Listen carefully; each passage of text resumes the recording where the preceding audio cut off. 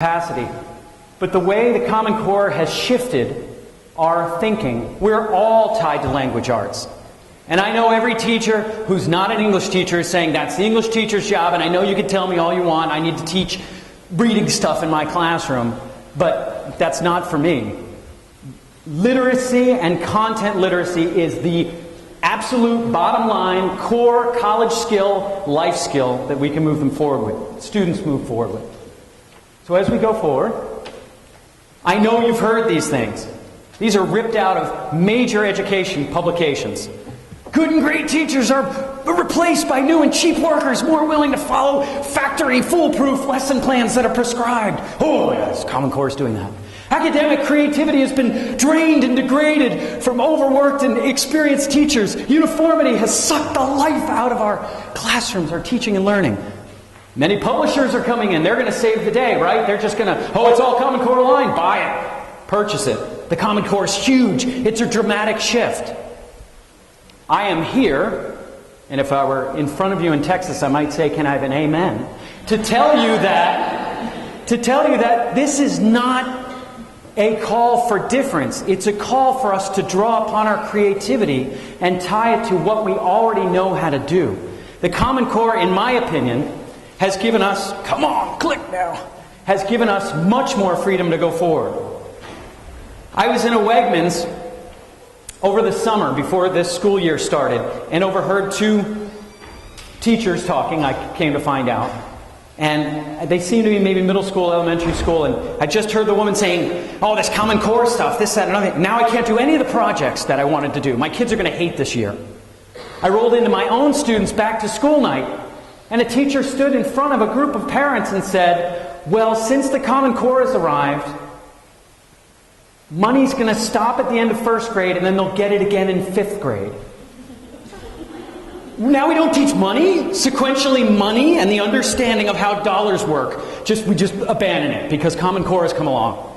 I'm telling you, and my goal today is to convince you that that is patently false. That we actually have more doors, more access to creative, exciting assignments that will keep our kids college and career ready, but also keep us in line with what the Common Core expectations are.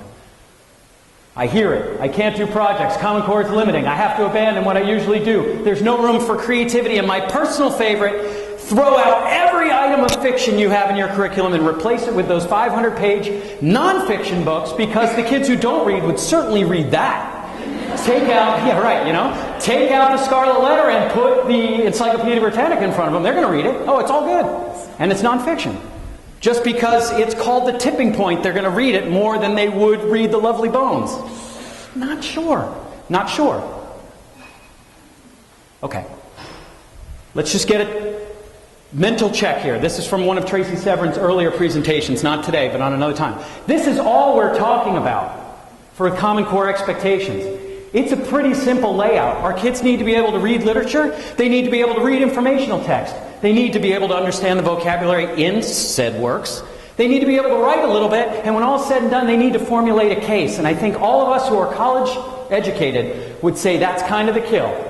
If you can put information together, make a point, you are college ready. That's all you need. I've seen something, I like that line from that, I like that line from that, I'm going to make a case, and if you're an English major, you're totally making it up. You're going to make a case and go forward, and then maybe go to law school. And by the way, please don't, oh, come on. That was just informational text. If you knew how to read that diagram, you just did informational text. So when your science teachers and your math teachers come to you and say, whoa, whoa, whoa, we're not teachers of reading, slow down, buddy. Just teach the graph.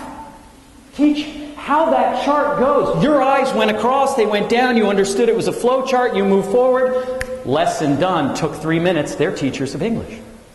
Bravo. Nobody had to stop and say, how many syllables? What's the the phonetic awareness there? How does this go? Don't worry about it. It's there. They know how to do it by virtue of being experts in their content areas. Let's examine a little more. English language Common Core is broken down to these. This is my hit list. Okay? We need to know how to close read. We need to be able to think higher order, which Bloom's pushing us that way anyway, we know that. We need to build content vocabulary, a huge gap right now, in my experience. We need to integrate multimedia into our presentations. Okay, our kids are really coming in a good place on that currently. We need to be able to argue through our writing. We need to provide evidence in our writing. And we need to be able to compare two things that look at a similar topic and look at them differently. That's it. I would guarantee that the curricula that you had 2 years ago, and I'm hoping your district didn't throw out the baby with the bathwater and totally start from scratch, but the curricula you had in place 2 years ago probably hit all these pieces with, as Ms. Severance talked about, very strong lesson design.